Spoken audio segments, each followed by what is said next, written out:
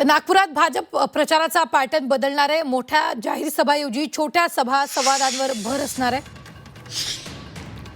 फडणवीस गडकरी बावनकुळेंचा मतदारांसोबत थेट संवाद करण्याचा प्रयत्न असणार असल्याचं कळतंय। फडणवीस गडकरी यांची प्रकट मुलाखत घेण्यात येणार आहे।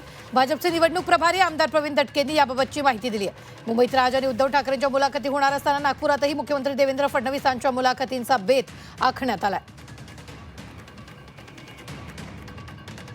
नितीन जिथे असल्यावर, मान्य देवेंद्र इथे असल्यावर, मान्य बावनकुळे साहेब इथे असल्यावर हे तिघजण खूप आहेत। त्यामुळे अजून कोणी मोठा माणूस येईल की नाही याची माहिती नाही मला, पण मोठ्या जाहीर सभा वगैरे वगैरे याच्यापेक्षा संवाद करता येईल।